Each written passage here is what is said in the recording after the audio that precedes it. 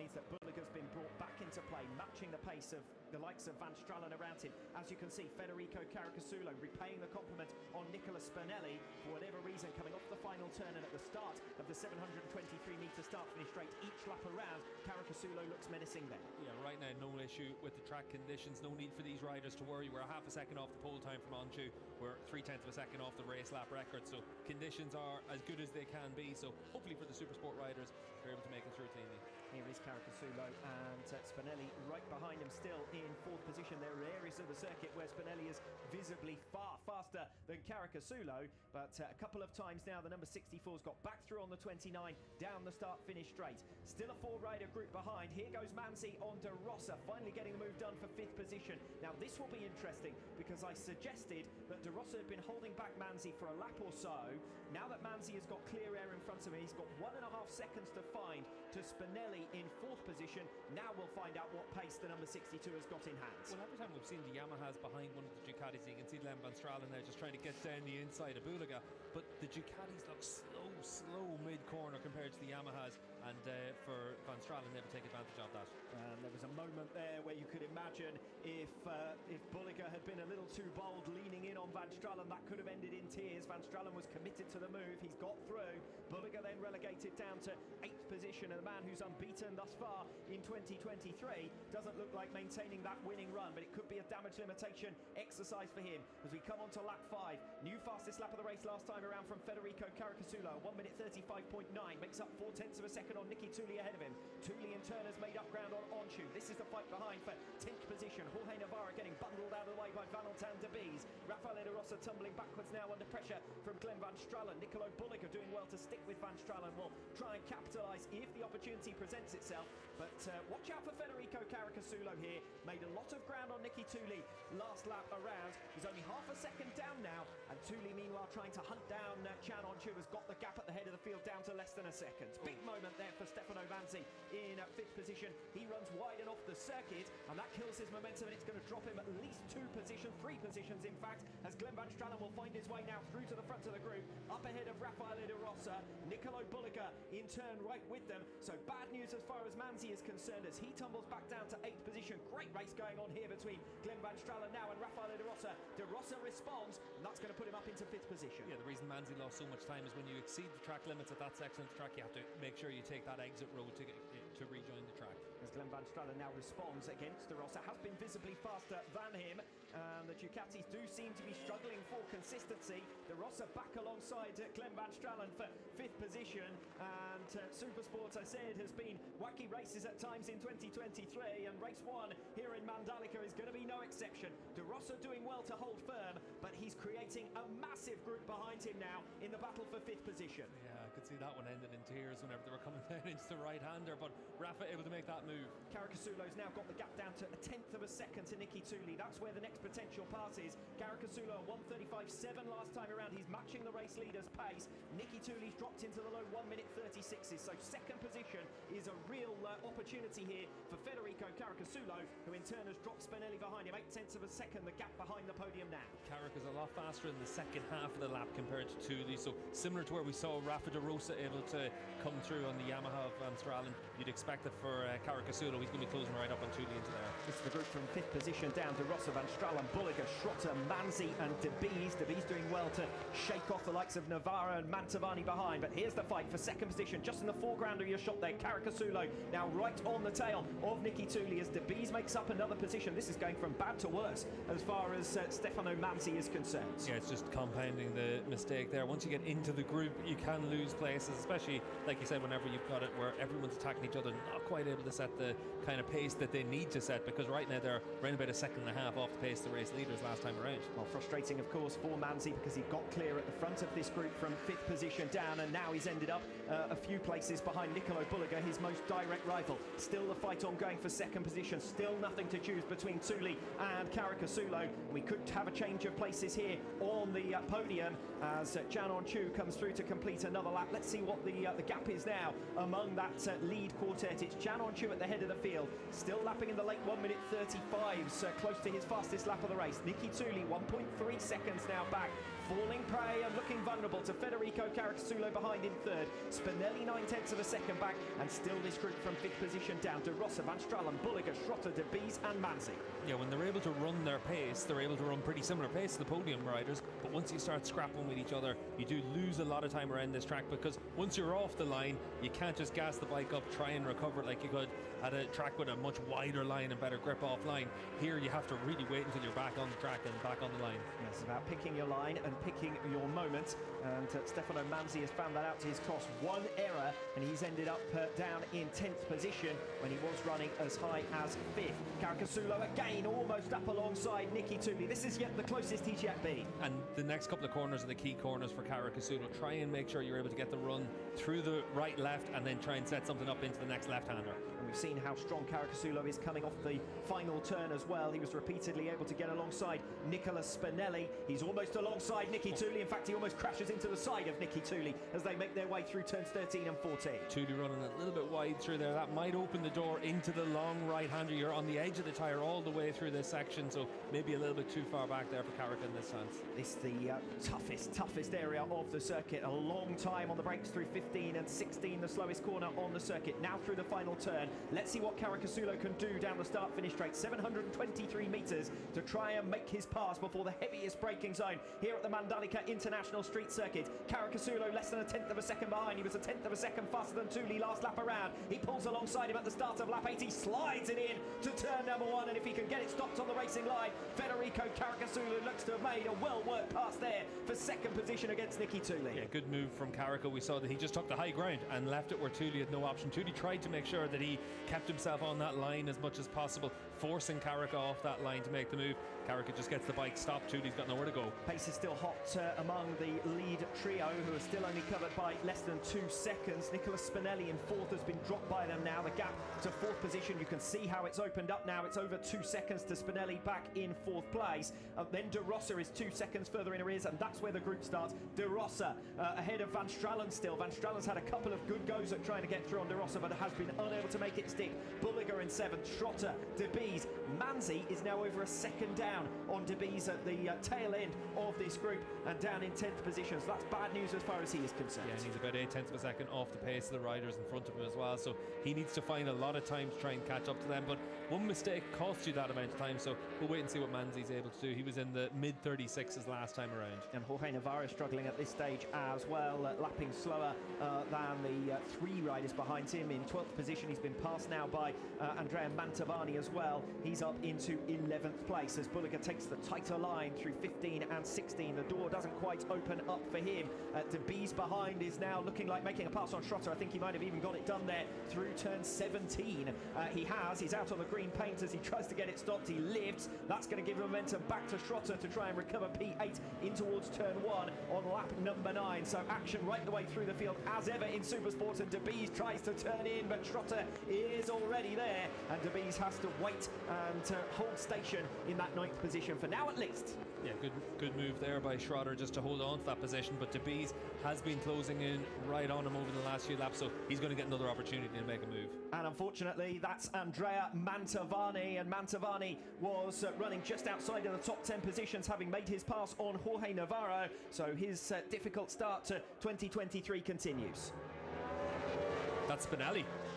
From 4th position as well, Nicola Spinelli was running right up behind Onchu, Caricasulo and Tooley, and Nicola Spinelli from 4th place is down and out in race 1. I think that could be down around turn 6 or turn 7, and yeah, just losing the front. This is where Baldassari had his crash in yesterday's free practice session in the Superbike session, and for Spinelli, that's a big shame for him. Obviously able to run up there in those leading positions once again, but it's such a big learning experience jumping onto the world stage.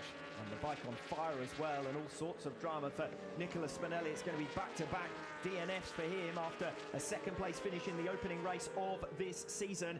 Close still for 2nd and 3rd positions, close still behind. They're not going to be able to pass through there, obviously, with a rider on the infield, and Nicolo Bulliger holds in 6th position for now with Glenn Van Stralen up ahead of him. Yeah, you saw Bulliger pull out of that move into there. Just for Mantovani, one of the few riders out there on the X tyre in this race, so maybe that's a little bit of a factor in his crash as well. So the field beginning to spread out then. Let's take stock on lap number 10 of 18. It's Can Öncü who leads, 1.6 seconds clear of Federico Caricasulo. Tooley right up with him. New personal best last time around from Nicky Tooley. Only 0.3 of a second now back from Federico Caricasulo. Raffaele De Rosa 4.5 seconds down. That's more or less the gap he was to third position anyway, but obviously there was a rider between him and the top three. There isn't any more. So Glen van Stralen is fighting De Rosa now for fourth position. Bulliger still in touch in sixth. Schrotter still fending off De Vries. There's a half-second gap now to the Frenchman in P8. Manzi and Navarro both benefiting from two incidents last time around. It's just at the front of the field, Nicky Tooley last time around was the fastest rider in the field, 10th of a second faster than the race leader Can Öncü. So even though at the halfway stage Öncü looks really comfortable, you can't take anything for granted in this class, particularly at a racetrack like this where it's very easy to just overstretch the tyres a little bit. We know how much Nicky Tooley loves this circuit. Second place here in 2021, a race winner here in race one back in November, and Tooley's going to be throwing everything at this one. Third position as things stand on track in race number one. Raffaele De Rosa then defending that fourth place up ahead of Glen van Stralen and Nicolo Bulliger, and Marcel Schrotter beginning to drop back from the three in front of him as Glen van Stralen thinks about a move down the inside. De Rosa's still got the racing line. Yeah, Rafa doing a good job to hold on to that spot, and for Glen van Stralen, he's given himself the opportunity to get in position a few times, so he's certainly going to make a move at some point. That's where it's really important for Rafa, just keep a cool head, put yourself where your bike needs to be. I can tell you that Andrea Mantovani has made his way into the pits and likely to retire from the race. He had been shown a blue and then black flag as well. So Mantovani is in and out. Lap 11 of 18. We were watching there the fight between Raffaele De Rosa and Glen van Stralen. Just a 10th of a second between the two of them. A new personal best lap last time around from van Stralen. So it does look as though he's really having a go at De Rosa. These are the riders further down the order in 14th and 15th positions. But the battle here is for fourth. And indeed to a lesser extent at the moment for second, with Tooley still trying to claw his way onto the tail of Federico Caricasulo, De Rosa, van Stralen, Bulliger, Schrotter, De Vries, and that group is all still covered by only 2 seconds, fourth to eighth places. Yeah, and van Stralen just coming into the section there where he's probably at his best to try and attack a move on De Rosa, but Rafa's done well to edge out an extra couple of tenths of a second there. And when they flash through, look how close Caricasulo and Tooley were to one another as well, and here goes Nicky Tooley down the inside of Caricasulo for second place. Can he get it stopped as they come through 13 and 14? It looks like the answer to that is yes. So Nicky Tooley finding some pace in the second half of this race, and with great results in the past here in Mandalika, he's looking to add to them here. Caricasulo now needs to try and tuck onto the tail of Tooley, and the pair try and close in on Can Öncü because he's broken away at the head of the field. It's the right time to make the move for Tooley as well. They lost half a second in the middle of this lap, so for Tooley that's time he can't afford to lose to Can Öncü. That's why he needed to come through as quickly as possible. As it was over the course of the full lap, he was able to peg that deficit to around about a 10th of a second to Öncü. But look at Caricasulo breeze through on Tooley down the start-finish straight. That's going to be frustrating for the number 66 because he knows he's faster through the tighter stuff than Caricasulo directly in front of him. Caricasulo a little bit deep there, but I don't think that's quite going to open the door through one of the more technical sections through turns 4 and 5. Yeah, into there you're able to make some moves, but once you get into this section it really is one line. But you can see for Tooley just trying to pick that bike up a little bit earlier than Caricasulo, use his corner speed, use the strength of the Triumph, and then try and make a move. He's got a lot of confidence right now, Tooley. He's riding really well, and he knows that as it is right now with Öncü having opened that gap, you're limited in the progress you can make. This is a battle for P2, probably not going to be able to catch Öncü. Yes, the longer that Tooley spends behind Caricasulo, the less likely that he's going to get to Öncü at the head of the field unless they can force a mistake. Directly behind De Rosa, still in front of Glen van Stralen, Bulliger and Schrotter both closing in. And look at the back of this group. Schrotter, fastest rider on the track last time around by a significant margin, around about 7/10 of a second faster than the race leader even. So that's why this group's batched right up on one another. Well, I did say there was only 2 seconds between them. There's now only 1 second between them. Schrotter has really closed down Bulliger. Bulliger doing his level best to stay with van Stralen, and van Stralen being frustrated at every attempt to get through on Raffaele De Rosa. De Rosa making no mistake, sticking to that racing line, and try as he might, Glen van Stralen can't prize his way through. Yeah, you've got to be brave, and this isn't the track to be brave on, because if you're a little bit too fast, if you're a little bit offline, you're going to have a crash or you're going to run off track and lose all the progress that you made. Here we see Caricasulo and Tooley once again still tussling over second position. De Rosa and Van Stralen, and then Bulliger and Schrotter. Those are where your action points are going to be in the closing laps of this one, race 1, and it's lap 13 of 18. The lap's ticking away. We've made it through 2/3 race distance, and any incident from here on in, unless it's for Chan On Chu, is going to work in favour of the number 61. Yeah, once again, Marcel Schrotter in this group, fastest rider on the racetrack, the only rider inside the 35s, within a tenth of a second of the lap record that Chan On Chu set earlier in the race. So certainly for right now, Schrotter on that number 23 MV Agusta has to get through on Nicola Bulliga, and then you start to clock down the laps very quickly in the closing stages here. Tooley having another go at Caricasulo, still close to the tail of him. They come through turn 10, one of the 3 main overtaking hotspots here at this Mandalika International Street Circuit, but no way through for the moment, at least for Tooley. Still no way past for Glenn Van Stralen on Raffaele De Rosa either, and it could be Schrotter who triggers the action in that secondary group, because he's the one that's been closing them down. There's nothing more to close now. Schrotter is right on the tail of Nicolo Bulliga. Yeah, but Bulliga losing ground to Van Stralen on this lap once again, and that gap is stretched out to about a second now. So if Schrotter wants to have ambitions for that top 5 finish, needs to get through now, but easier said than done. We've seen the Ducatis, how well they're able to place their bike around this track. And how well they pick up off the final turn and at the beginning of the straight as well. We've seen Caricasulo able to defend positions down the straight. That would generally be the most straightforward place to make a pass, but not against Caricasulo for Tooley, and not against Bulliger, I don't think, for Marcel Schrotter either. And again, the gap opens up a little bit to 0.3 of a second as they come across the line. That's how fast the number 11 is coming off the final turn. There is a difference among these different manufacturers as to how they make their speed and how they make their time. New personal bests last lap around on lap 13 for Raffaele De Rosa in 4th, for Glenn Van Stralen in 5th, for Nicolo Bulliga in 6th. They know it's go time. Yeah, you've got to try and push now at this stage. You've got the tyre underneath you.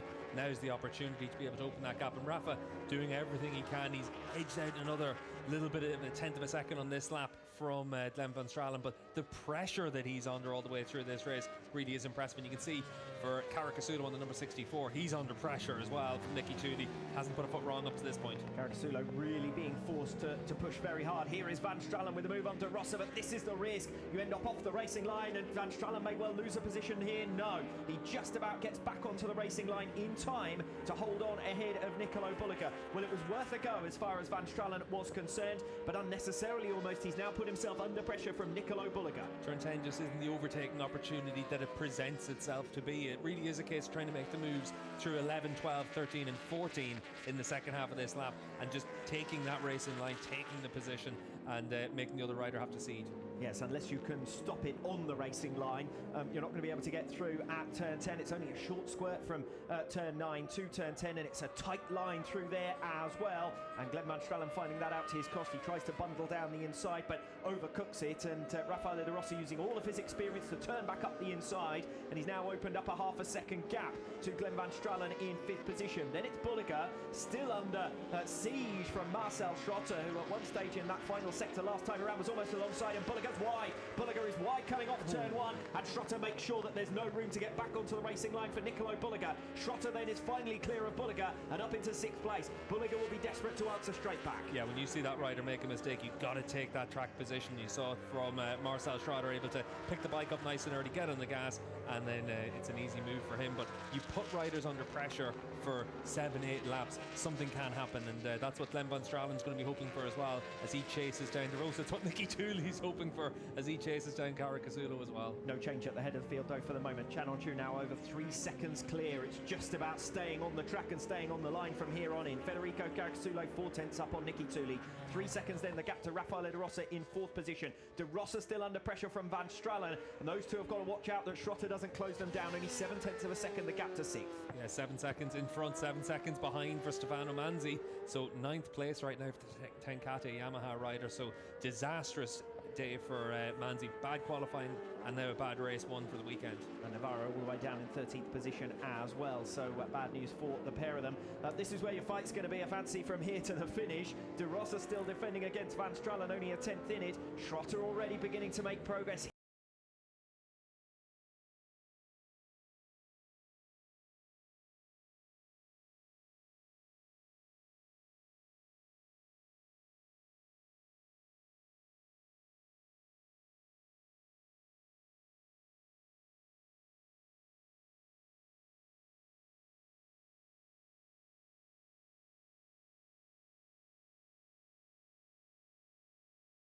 made sure to hit the front. When everyone else was tiptoeing, he was making sure to barge through and make the moves. Really impressive stuff from him. He's got 2.5 laps to go between now and his first Supersport race win. Yes, familiar enough story from Öncü to get to the front. A less familiar story for him to be leading by this kind of margin with just a couple of laps to go. Look how Schrotter has closed in now on Van Stralen and De Rossa, and he's going to make his move down the inside into turn 10, and this is how it's done. But Glenn Van Stralen holds it up around the outside line and comes back through for position, and Schrotter has to barge his way to the inside through there. That was brilliant from Marcel Schrotter.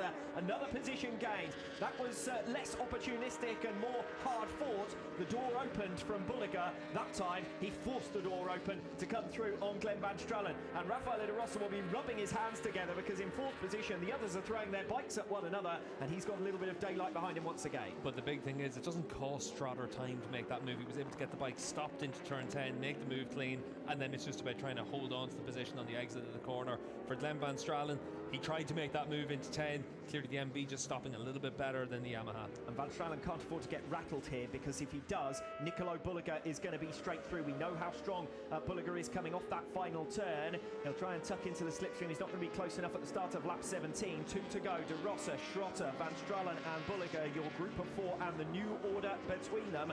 And Marcel Schrotter, having already got through on Bulliger, having already got through on Van Stralen, is now only 4/10 of a second down on Raffaele De Rossa. And guess what? He was 4/10 of a second faster than him last lap around. Yeah, and Schrotter, the second half of this race, has been really impressive. Just to pick off the riders around them, but more than anything else, just to be so consistent as well. Obviously, he's new to the class. We saw him in Action Phillip Island last year on the MV, but this is only his third weekend racing in the Super Sport class. A lot of experience in the Grand Prix classes, but really chasing down De Rossa. We'll see if he's able to try the move into 10 again, maybe a little bit too far back. Here goes Bulliger on Van Stralen, not quite alongside there either. He'll rely on Van Stralen missing the racing line, but he doesn't. The young Dutchman holding firm in 6th position for the moment at least. We know that Bulliger is a potential championship contender. We know that he leads the point standings coming into this race 1. And remember, he's going to see, if things stay as they are at present, that gap reduced, because it's Chan Öncü who leads the way. Here's the move from Schrotter on De Rossa for 4th position. De Rossa's offline, and that's going to give an opportunity to Bulliger and Van Stralen here, and Van Stralen's going to go all the way around the outside, and Bulliger's going to try and do the same. They both get past De Rossa. Disaster for him on lap 17. He's gone from 4th all the way down to 7th, and then Bulliger stands up Van Stralen's down, and Bulliger's collected him, and that's going to have to be reviewed. They come into the final lap. Van Stralen can't believe he's going to run for his machine, but he's not going to be in the points by the time he gets there, and that really is drama on the penultimate lap of race 1 in this Indonesian round. Bulliger has pulled clear into 5th position. De Rossa's been bumped back down, remember, into 6th place, and that sends Marcel Schrotter clear for a 4th position that he's almost certain now to hold on to. Yeah, just looking at Nicky Tuuli as well. Last time around, he was 3/10 of a second faster in the second half of the lap compared to Kara Kasuto. He's brought that gap down to around about 2 or 3/10 of a second now, so he's going to be close enough to try something, but it is going to be down into turn 13 that he's going to make the move if he can get close enough. Drama in the closing stages then here in Mandalika. It's Chan Öncü who leads by almost 4 seconds, but the race for second has been ongoing for the majority of this one. That's Raffaele De Rossa, so he must have come down as well. Puncture for De Rossa. De Rossa with problems then in the closing stage. He was sitting in 6th position. Remember, he's dropped behind Valentin Derbies. I can tell you that Glenn Van Stralen's actually rejoined still in the points. So Van Stralen all the way down in 12th position. Is going to come under pressure from Jorge Navarro in the closing stages. Caricasulo's now broken clear of Nicky Tuuli, and that will settle it for second. Yeah, Carrick has done really well in this lap just to open up that gap, and as it is, Nicky Tuuli, he's going to be pretty happy with that podium finish as well. Well, you couldn't have asked for a more frantic finish, could you? But Chan Öncü is clear of it all at the head of the field, the best part of 4 seconds up. It's been a long wait for his first victory in the Supersport World Championship. He'd had 64 race starts before now and 12 podiums. He'd had 2 second places, but Chan Öncü finally follows in the footsteps of Turkish legend Kenan Tafoglu with his first victory in the Supersport World Championship. Delighted about that. Federico Caricasulo second over the line with Nicky Tuuli once again proving his love of the Indonesian round by taking 3rd position in race 1, and in that chaotic battle from 4th position down, it's Marcel Schrotter who takes 4th place. Nicolo Bulliger relegated to 5th. We wait to see whether there might be any further investigation about that late race drama with Glenn Van Stralen. But for the moment, Bulega 5th, Valentin Debise over the line in 6th, Stefano Manzi capitalising on all the chaos late on, problems for Raffaele De Rosa as well as that incident for Glenn Van Stralen. Manzi with a damage limitation ride gets 7th. It promotes Ollie Bayliss into 8th, Bahatin Sofoglu into 9th, and John McPhee into 10th. And Glenn Van Stralen remounts after that spill. Might have lost an extra couple of seconds there by protesting when he first went down, but he got to the machine, he got back on board, and he's come home for 11th position, still ahead of Jorge Navarro, which just goes to show how far he has still got to come. Yeah, and Glenn's going to be rightly annoyed about what happened there with Nicola Bulega. It's one of those situations where whenever you've got all those positions chopping and changing, it can happen. You can see here for Van Stralen, he's on the normal racing line. Bulega's just in too hot, gets sideways, makes a mistake, and it's Van Stralen that pays the penalty for that. Given what we saw on Phillip Island with Petrucci and Javi Vierge on the final lap, you wouldn't be too surprised to see Bulega get some sort of penalty for this. Is this a question of Bulega thinking that that was going to be the only time he was going to have an opportunity against Van Stralen, considering that it had all been kicking off between those four anyway? Yeah, it's kicking off, so you've got your opportunity to come through. It's a narrow racing line, so it's difficult to find the grip. There's a lot of factors go into it, and unfortunately for Glenn Van Stralen, especially considering everything that happened in Phillip Island, only scoring 13 points down in Australia, it's just another day where he doesn't get the rewards that his pace probably deserved.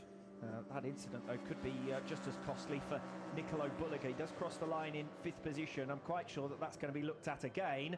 Podium positions have been confirmed, so your race result will see Chan On-Chu victorious ahead of Federico Caricasulo and Nicky Tooley. And On-Chu finally gets that first race victory. He's been close on a few occasions, but today the makings of that win was the opening few laps where he determinedly fought his way through to the front, and then he had the pace in the closing stages, and that hasn't often been the case in his spell in Supersport. Yeah, really strong pace all the way through that race for Chan, and never puts a foot wrong, keeps himself at the front, and really good performance. And very well deserved as well, because he's had so many chances in the past couple of years where he's been at the front of the field, he's been battling it out, and then the Kawasaki drops off a little bit. Now he's had that opportunity to manage the race all the way through, and don't be surprised if the floodgates open for Chan On-Chu. Well, that's certainly what Kawasaki are going to be hoping. He stops outside Toprak Razgatlioglu's pit box for some congratulations there, and well deserved. You'd have to say he provides us so much entertainment in Supersport. He's been such great value, and more than 60 race starts before he gets that race win, but it is well deserved. Yeah, and getting congratulations there from Jonathan Ray and former Supersport world champion Fabien Barre as well, and it is well deserved for him. It's the fairy tale for Chan On-Chu, similar to what we had for Rafa De Rosa. So often the bridesmaid, he picked up his first race win here a couple of years ago. Well, Rafael De Rosas was an even longer wait through many years, and thankfully for Chan On-Chu, he's only 19 years of age, so there is so much more still to come. Only 19 years of age, but it's a long time since Valencia, whenever he was able to pick up a Moto 3 race victory as a rookie on his debut, and now he finally gets himself back into the winner's circle. Yes, confirming the promise.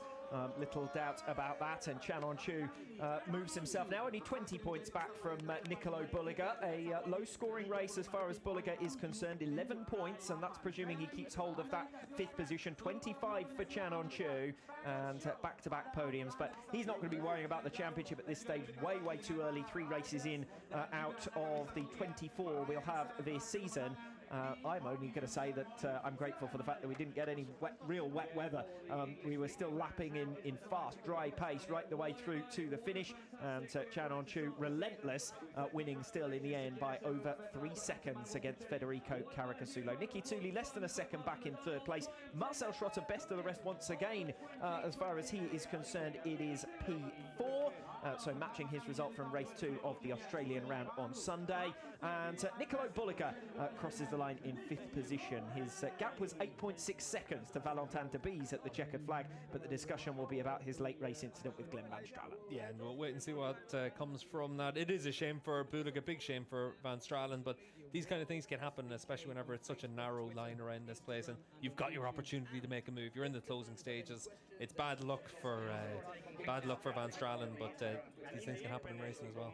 Simon Buckmaster there talking to his charge, Nicky Tooley, who put in a good ride to come through for third position. The only man losing out when you look at the positions on the grid. Tooley coming through from fourth to third, Onchu from third to first, Caricasulo holding on to second. It's Bulliger who was the main one to drop back, and that was just in the early laps. Didn't have the confidence when there was that little bit of drizzle. Yeah, and once you've got that at the start of the race, you do have to be careful, and that was the difference between winning and losing this race.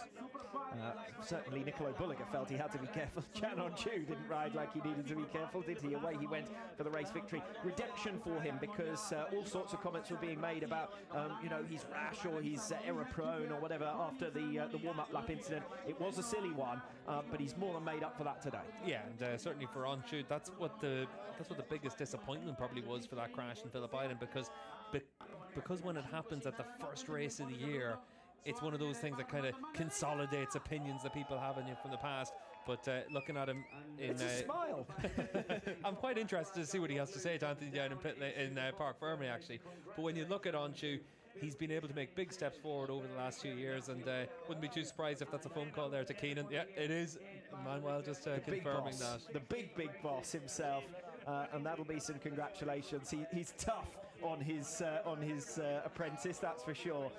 But Chan Onchu will have made him proud today. That'll be Keenan on the phone, and then no doubt the next call is going to be to Dennis as well, just to say, go on, your season's starting pretty soon, get yourself going. Get on with it. Yes, Chan Onchu then, your race one winner. He's going to enjoy the milk it for all it's worth, and quite right too, as Toprak Razgatlioglu gets into the photo also, and they try to get the cameraman clear for their picture, as Chan Onchu then celebrates his maiden race victory in the Supersport World Championship. And Toprak Razgatlioglu will be hoping for more Turkish delight when we get underway with race one in Superbike in just a few minutes' time. In the meanwhile, let's hear from our podium trio, and one of the masters of this venue here in Mandalika, Nicky Tooley, takes third position here today.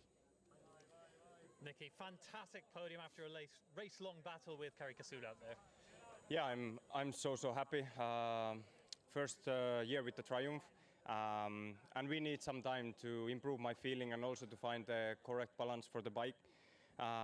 In Australia, we struggle a bit with my riding. I feel it was more about me, and here we made some changes. And this morning, first time I felt like, yeah, I can really use my body. I can ride the bike quite well.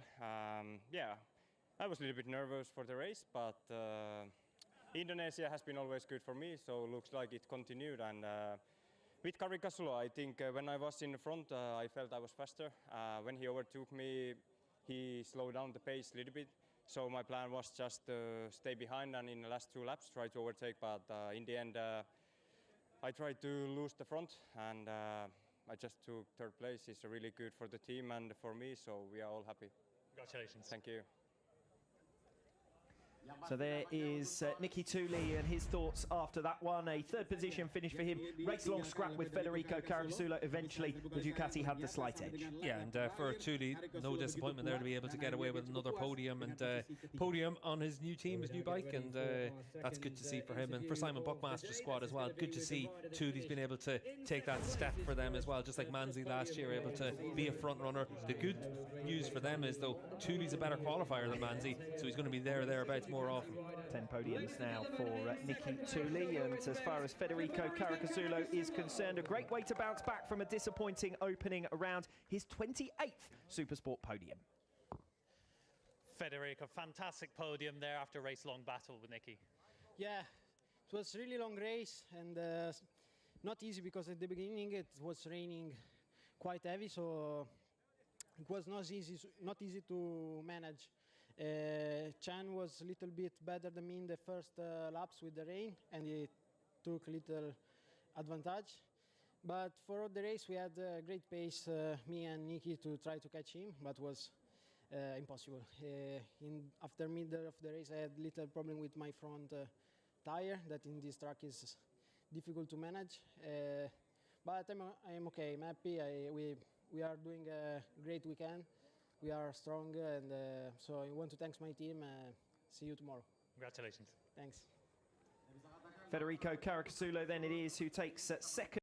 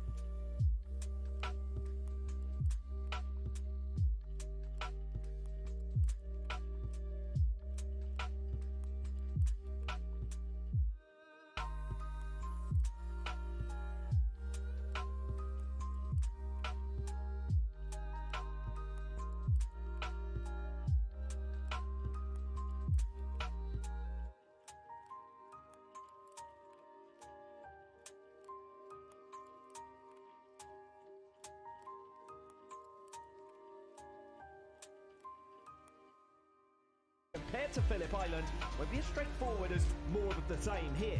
Certainly won't. And what we saw in the Super Bowl session, Yamaha coming to the fore, 1-2 on the grid, first time in over 10 years for Yamaha to do that in World SBK, and certainly for Toprak Razgatlioglu, Compared to Phillip Island, won't be as straightforward as more of the same.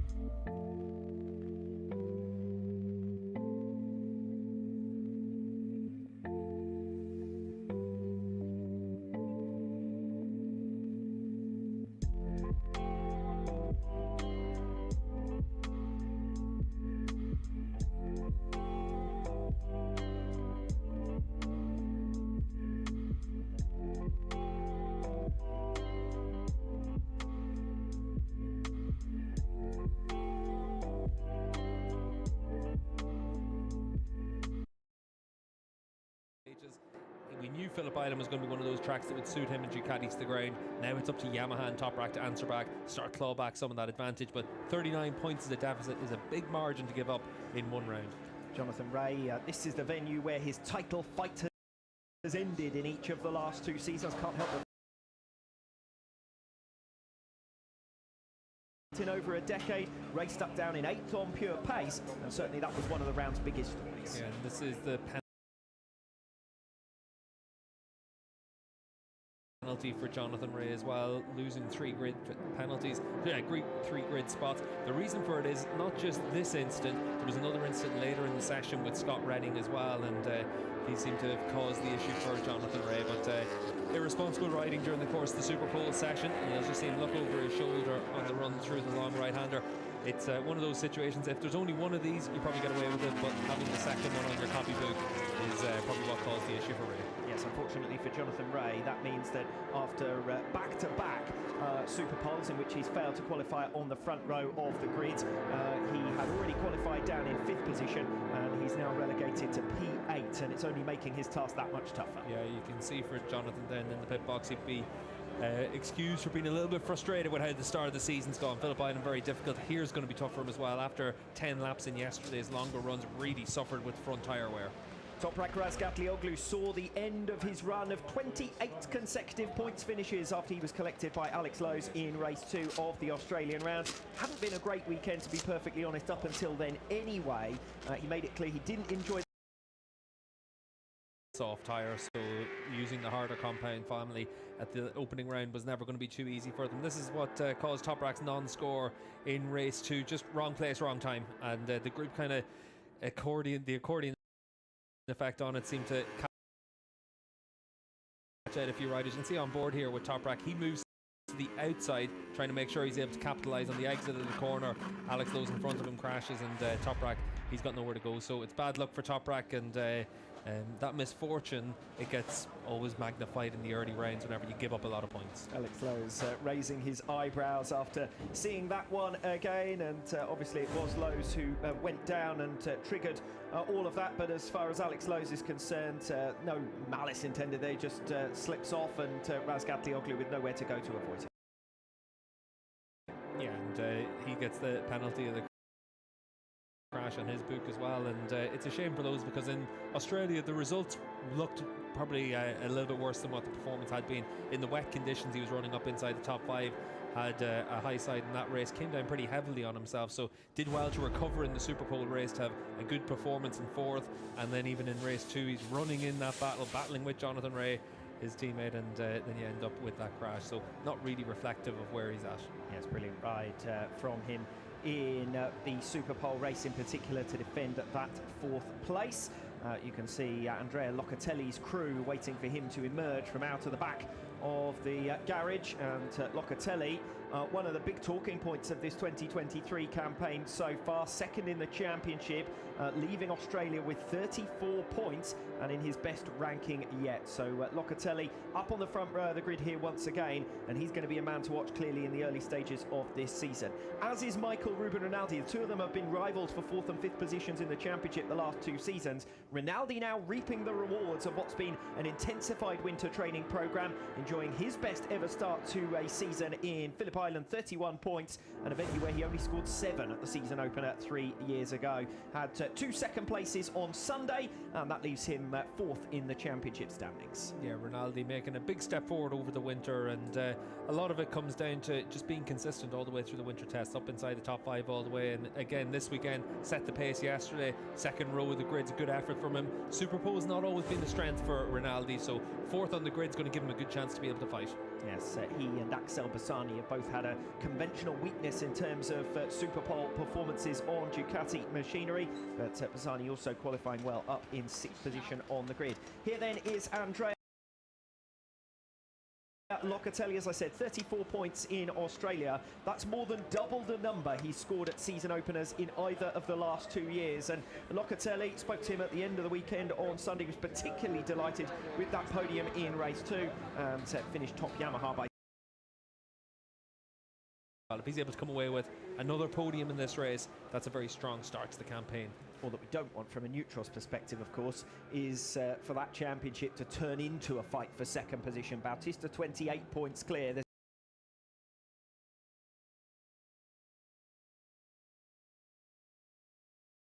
Whenever you've got a rider taking a hat-trick, it does give them that maximum points for the weekend. And then if you've got any issues like Toprak had, plenty of time left in the season, but he knows he needs to be perfect pretty much all the way through the campaign. 3 5th places in 5 starts here in Mandalika for Axel Bassani. He gets promoted up onto the 2nd row of the grid after that grid penalty for Jonathan Rea, so he'll be starting from 6th. That puts him right where he needs to be. Qualifying was a problem for him first time out in Australia, left him on the back foot throughout the weekend. He hasn't disappointed for single lap pace earlier on today, and that brings him right into contention. Yeah, Bassani was a rider that lost one of his fast lap times as a result of yellow flag infringements after Rinaldi ran off the track in the Superpole session. That actually dropped him behind Loris Baz on the grid and pushed back onto the 3rd row of the grid. So Rea's penalty pushes him back up to where he probably felt he should have been starting all along. Quick word on tyres, because unlike in hard-wearing Phillip Island, where Pirelli brought their hardest allocation, this weekend, as we've said, we're back to our more standard set of tyres, and that means the soft SCX rear tyre is available, which should give better grip in hot conditions. Quick word on Jonathan Rea's comments yesterday. He was suggesting that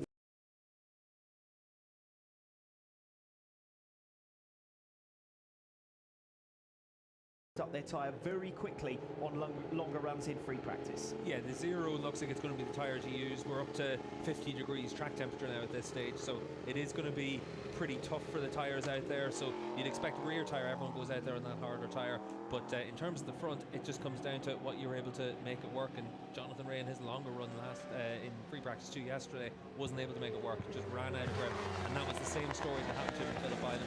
Part of that's going to come down to the fact that for the likes of Rea, he needs to push so hard through the corners to try and make up for some of the areas where the Kawasaki's struggling. Saw Loris Baz making his way out onto the circuit. Really one of the biggest surprises and talking points of that Superpole session. Proves there's something in that BMW package. They've just got to unleash it, because they are a step behind the other manufacturers in 2023 thus far. Well, we saw Scott Redding set really fast times before he lost his fastest time as a result of that yellow flag infringement as well. So BMW in the Superpole session on general pace were right up there with 2 of their riders. Van der Mark we saw lose a few laps as well, so we didn't really get a true sense of what his pace really was. But you've got 3 BMWs up there in the front 4 rows of the grid. Garrett Gerloff a little bit behind that, but only by a tenth of a second. So he's on the 5th row of the grid. So the BMW doing a good job at this track at least. Yes, only two different winners here in Mandalika. Jonathan Rea doing the double in 2021 as he tried to keep the title race alive, eventually falling short against this man, Toprak Razgatlioglu, who then did the hat-trick in the 2022 campaign at this venue. News, unfortunately, ahead of this race. We're now 2 men down. We had Remy Gardner declared unfit for today's action as a result of gastroenteritis, and Eric Granado, who's been struggling all week with those problems. He unfortunately is out of the action here as their outfit as well. Yeah, bad news for everyone as well. It leaves you 2 riders short, and we've had this as an issue all the way through this weekend. We've seen where Iker Lecuona has been pretty unwell coming into the weekend, Garrett Gerloff as well, and then obviously those 2 riders, Tom Sykes also. So when you come here, it is pretty tricky for some of the Europeans to adapt to local life, and you've been on the road from Phillip Island to here as well, so there's nothing easy when you're travelling, and this is your perfect example of it. The temperatures don't help either. There's myriad factors, but obviously it's not uncommon for us to get food poisoning when we come out to this round, and unfortunate that we have a couple of victims. What it does mean is that with the field reduced to 20 riders, a little bit of attrition, and it won't take too much for some who haven't been able to score points yet in 2023 to do so, and Tom Sykes will be desperate here to get to the finish, because he was forced back into the pits 4 times in 3 races in Phillip Island, eventually ended up on his backside, carrying a bit of a knock to his shoulder as well. It's been a frustrating start to the season for him. Yeah, I think for Tom it's really important obviously to get to the finish. We saw in all 3 races in Phillip Island in the early laps, 4 or 5 laps into it, having issues. So certainly for Sykes, he wants to make sure he can get to the flag and then at least just start the comeback in World SBK, because Phillip Island was a real fault from the start. Every chance that he could think about grabbing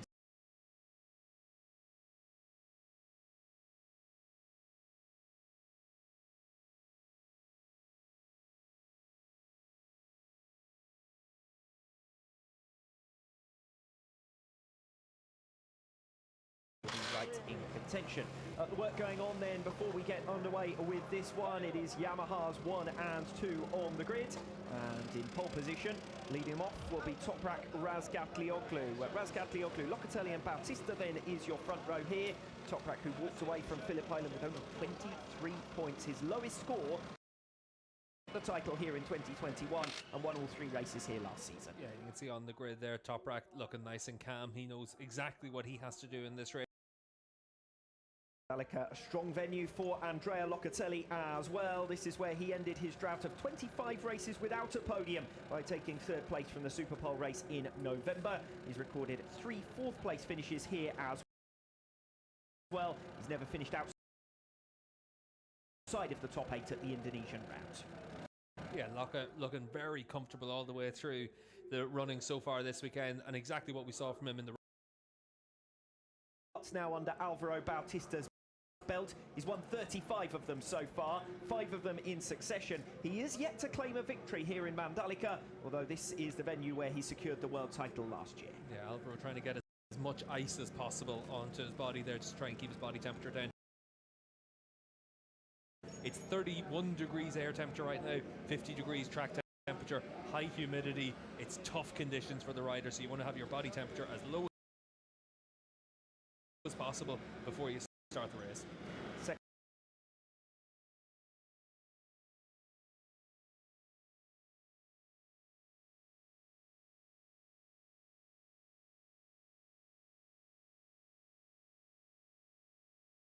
Latest watch, he was our Tissot Superpole Award winner last season, and he's well on his way again in 2023, isn't he, after back-to-back poles at the start of this campaign. Very swift around this venue, 3 poles out of 3. Yeah, and once again you ask the question of, do you remember that time when Toprak struggled for a single lap pace? He's got no weaknesses now, and he knows this is one of his best tracks, so got to win this one.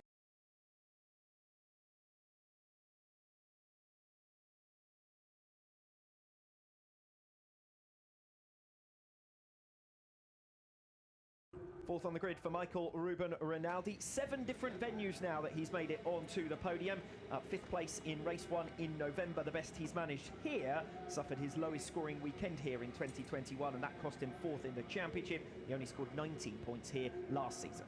He's putting in all the hard yards that a rider needs to do to be at the front of the field. He's got the bike underneath him, and certainly right now is the chance for him to be able to get himself and be a cat amongst the pigeons, really, with the 2 Yamahas at the front. Alongside him, 5th on the grid, Loris Baz, who after the Australian round has now made more race starts with BMW than he has with any other manufacturer in his career. He is the French rider with most race starts in World SBK as well. Those really the only numbers of note for him last weekend. Picked up just a single point from round 1. He's hoping for better here. He starts 5th on the grid, and Anthony Nelson is with him. Loris, it's the best qualifying position you've been in for quite some time, and considering how difficult it's been in the past to overtake here in Mandalika, good sign for the race. Yeah, I mean, you know, apart from the top 4 or 5 guys, it's always super close in Superpole, and yeah, we had a tough weekend until Superpole. We had some issue. We were not able to do many laps, but yeah, I mean, I had a good Superpole. Target was to try to find a toe, and I did in both laps, so pretty happy with that. It was a strong lap. Don't know really what to expect in the race, but definitely good to start from second row. We've seen in the past that it definitely helped. Trying to follow those guys as long as I can, and then we'll see what the race brings to us. Best of luck. Thank you. As you can see, Loris Baz there lining up from 5th position on the grid. Alongside him with P6 is Axel Bassani. And Bassani will be pleased with his Superpole effort that brings him right into contention. Row number 3 for Danilo Petrucci, as well as Jonathan Rea and Alex Lowes. Focus on the face of Rea, who was off the podium just 6 times in the whole of last season, 2 of those due to incidents. He was off the podium twice on Sunday, added just 11 points to his wet race tally from Saturday, and bad weather might well be what he's hoping for over the course of this weekend. Took a double here, remember, in difficult conditions in 2021. Yeah, that'll be a 1,000-yard stare underneath those sunglasses for Rea. He gets a bit of a pep talk there from Fabien Fauré on the grid. 9th position here is Alex Lowes. Alarmingly low score for him at the Australian round. Just 6 points, a venue where he scored 38 last year. Crashes in the 2 feature-length races, as we've said, accounted for that. He's never yet finished better than 7th in Lombok. Only picked up 17 points here last season, so he'll be hoping for better fortunes this time around. Yeah, it's going to be really tough for the 2 Kawasaki riders. It's about getting the most amount of positions you can in the early stages, and then in the latter stages of the races, based on yesterday's free practice session, just holding on for as long as you can. Behind them on the 4th row of the grid, Michael van der Mark, Scott Redding and Dominic Egerter. Excuse me, this is Michael van der Mark. Second home round for him. His mother is half Indonesian, and this is where he earned his most recent Superbike podium as well. 3rd place in race 2 of our 2021 visit. 4 points for 12th place, his only points last weekend. Toprak Razgatlioglu trying his absolute best to keep cool before we get underway as he prepares to start from pole. I have to say, I do love the ice pack for Toprak. Looks like a proper beatnik there on the grid there, and certainly for Toprak, he's always willing to freestyle a bit during the course of a race, and from that pole position, he knows this is his big opportunity. Scott Redding here starts at P11. He was the highest scoring BMW in Phillip Island. That was mainly thanks to the wet race 1. His 100th Superbike start on Sunday saw him finish in 13th, set for his 40th race with BMW this afternoon. So far, he's managed just 3 podiums with the manufacturer. Yeah, it's been a shame for Scott really, because in the Superpole session, he had the pace to be further up the grid, but lost his lap time with the yellow flag. And so we don't really get to see that true reflection of where the speed of his BMW is, but it's up to him now in this race to make some progress, get himself up into the top 10 and try and stay in there for the race. Yes, the 2 BMWs there together on the 4th row of the grid. BMW of Loris Baz starting from up in P5, and behind those 2, Garrett Gerloff on row number 5. This is Dominic Egerter. He'll be starting from 12th here today, set for his 300th FIM race start. 168 in Moto 2, 52 in 125s, 6 in the Endurance World Championship, 26 Moto E World Cup starts, 44 in the Supersport World Championship, and now 4 in Superbike. And what an impressive start it's been to his Superbike career. That front row start in Australia, competitive races on Sunday in particular, and 12 points, most of those for a 7th place finish in race 2.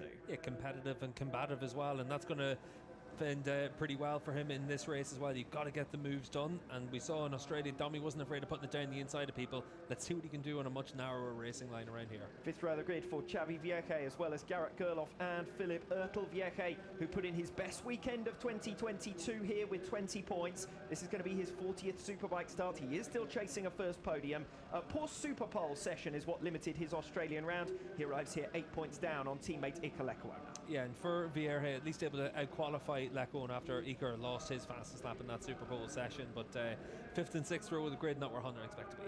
No, as I've said, Garrett Gerloff will start alongside him in P14 and Philip Ertl in P15. Both will hope to fight their way through. Gerloff with 10 points to match Scott Redding as top BMW scorer on his debut with the manufacturer last weekend. 10th place for him in race 1, his most promising result, and a previous best of 6th here in Indonesia. So bettering that is going to be a tough task as far as Garrett Gerloff is concerned. Looks as though Danilo Petrucci is only now making his way into position on the grid. His first visit here to Mandalika, his second Superbike weekend. He's had 2 top 10 finishes on his debut for 9 points. That's a roundabout, frankly, where Barney have been in recent years. He could have been more in the mix if he'd had a better Superpole race result and without his race 1 penalty. So you fancy there's more to come from Petrucci? Yeah, looking pretty happy and relaxed down there in the 3rd row of the grid. Decent effort from him in this session. Recently retired Eugene Laverty, transitioning into a future management role and acting as a riding coach as well. So good to see Eugene all smiles on the grid as he can soak up all of the action. And doing the same down on the grid is our man, Anthony Nelson. I'm here with Pata Yamaha team manager Paul Denin. And Paul, it's a beautiful sight, guys 1 and 2 after Superpole. How are you feeling for the race? Yeah, first time for 12 years, 2 Yamahas, 1 and 2. So huge step by Locker on the 2nd exit, nearly found a 2nd, and really starting to find his feet now. Toprak's been strong all weekend. He obviously loves it here. So yeah, it's going to be a long race for everybody. The wind's really picking up, makes it difficult pushing into 1 and those fast sections as you go up towards turn 10. So it's going to be an interesting race, and as much about not making mistakes as being fast. Best of luck. Thank you. We continue then on through the grids. We've just seen Philip Ertl, who will start from P15. Iker Lecuona as well, who will start from 16th. This will be his first race start here in Lombok because, of course, he missed the races here last season with a back injury he sustained in FP2. That cost him the end of the season as well. Now has more Superbike race starts than Grand Prix in the MotoGP class, incidentally, and passed the 200 points mark last time out in Australia. For Philip Ertl, disappointing in Superpole with only 15th position. Remember, he qualified in 5th at the Australian round and went on to finish in that same position in race 2. Had a good late battle with Axel Bassani for 4th in the closing stages as well. So he'll be a little bit frustrated to find himself that far back. Very narrow margins in Superpole, as Loris Baz said in his interview with Anthony previously. And talking about Superpole, here he is, Mr. Superpole himself. Tom Sykes, more modest expectations these days, even for single lap place. Sykes, who will be starting P17. But don't forget, he was 5th here in his most recent outing at this venue in 2021, which was his final appearance for BMW. So he's still a more than capable performer. Phillip Island, though, a real disaster for him and Puchetti Kawasaki. They had retirements in each of the feature-length races. Bit of an arm niggle for him as well that he picked up in a late spill after one of his many pit stops over the course of the weekend. Lorenzo Baldassari here starts from P18. Race 1 crash here for him. Ended his Supersport title hopes in 2022. He'll be looking for his first Superbike points in this one after a tough debut weekend with GMT 94 at Phillip Island. Hafiz Shireen will start from 19th, and this is Oliver Koenig, who will be at the back of the field, promoted now to 20th position, and back at the venue where he made his World SBK debut in 2021. Scored his first point here in November. He's yet to get off the mark for 2023.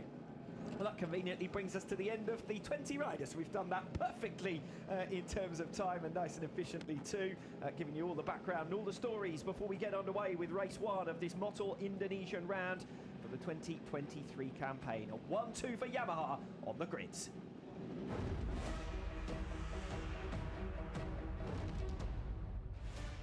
It was a weekend of Ducati dominance at the 2023 season opener. 4 of the Bologna Factory's bikes in the top 5 in our most recent race 6 days ago on Phillip Island. But Ducati are yet to win here at the Mandalika International Street Circuit. Jonathan Rea, unbeaten here in 2021, and Toprak Razgatlioglu, maximum man here in 2022, have shared honours between them on our 2 previous visits, both title-deciding weekends. No crown to be settled in Indonesia this time around, but further Bautista success would send him into the European season undoubtedly in control. Race 1 of the 2023 Motul Indonesian round. Alex Raby and Steve English talking you through all of the action.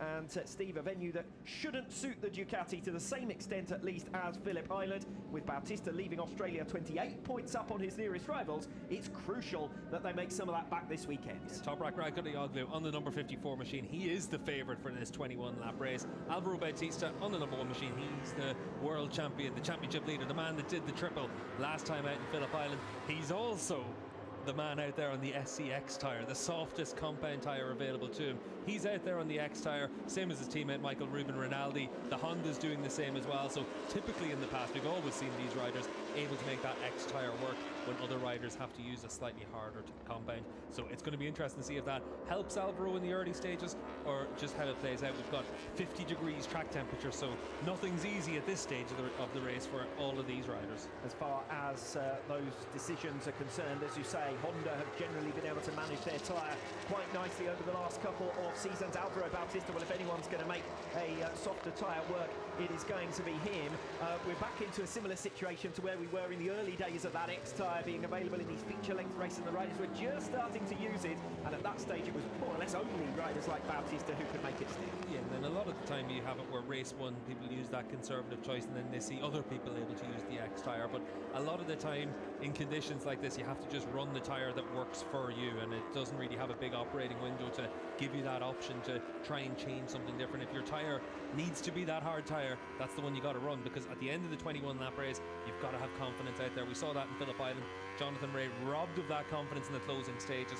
He was suffering a lot of front tyre wear in Australia. That's going to be an issue for him here as well, and that just cost him a lot of time, a lot of places in the closing stages. So you've got to make sure you make the right choice. Track particularly dirty offline. It's going to be crucial to pick your moments when you're trying to make those overtaking manoeuvres. Yeah, exactly, and there's a few places where you can make those moves. Turn 1's obviously the most simple and straightforward place to make a move. We saw some moves in the Supersport race down into turn 10, but a lot of the time it's forcing a move into 11 and then turn 13 and then maybe something at the end of the lap. If you're Jonathan Rea on the number 65 Kawasaki from the 3rd row of the grid, you've got to make up a lot of places in the early couple of corners. Bautista, your top scorer from the opening round on 62 points, double the score of Jonathan Rea and Michael Ruben Rinaldi, 39 points up on Toprak Razgatlioglu. Andrea Locatelli, his closest challenger, 28 points down, and starting alongside him here on the front row of the grid. 21 laps ahead of us. Race 1 of the 2023 Motul Indonesian round getting underway. A little bit of lift off the line from Alvaro Bautista, but he's going to pull immediately alongside Andrea Locatelli and watch for a rocket ship getaway from Axel Bassani as well. Toprak Razgatlioglu defends the line. That allows Bassani to slip between the two, and down goes Michael Ruben Rinaldi. From 4th position in the early stages, Rinaldi with a heavy spill into turn 1. Devastation for him. He had a disastrous race 1 in Phillip Island last time out, and race 1's going to end in disaster here in Mandalika as well. Promoted up into 4th position now is Danilo Petrucci, so that's a great start for him from 7th position on the grid.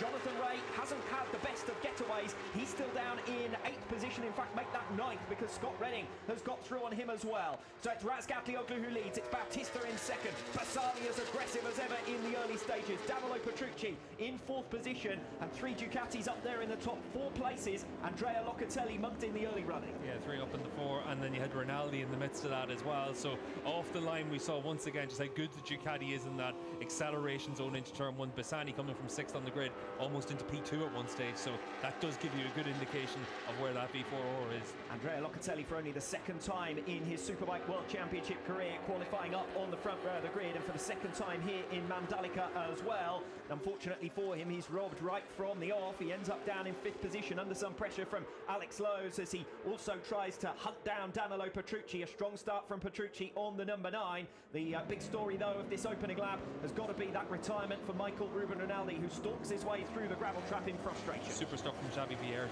as well there on the number 97 on the Honda to come through from 13th on the grid up into the top 10 and 7th spot. Good effort from him on the 97. Benefiting from some of the chaos around him as well. Vierge getting up into 7th position. He's got Jonathan Rea right behind him now for 8th, and Rea almost alongside to try and make another pass early on. Yeah, Petrucci looks like he's bottlenecking all this group now as well, so Locatelli needs to make that progress pretty quickly on the 55 Yamaha. And as Danilo Petrucci holds back Andrea Locatelli, that's enabling Axel Bassani to escape away. 0.6 of a second is now the gap behind Bassani in those podium positions. Bassani, though, doesn't look to have the pace to go with Bautista, and Bautista, after a calm and cautious opening lap, is now starting to give some real chase to Toprak Razgatlioglu, your race leader. We're on board now with Bautista as they head towards turn number 10. Toprak's going to be good enough on the brakes through there, but Bautista could be set to menace down this 723-metre start-finish straight at the beginning of lap 3. Yeah, the most important corner on the track right now for Toprak is the last corner. Try and get your exit at that perfect to try and stretch out as much of a lead over Bautista as you can, but as it is right now, Alvaro doing a good job just to keep that pressure on. Bassani's come into that as well. We know that Alvaro's out there on the X tyre, so he's got that softer rubber in this early stage. And Jonathan Rea now through on Xavi Vierge for 7th position. He'd already dispatched Scott Redding.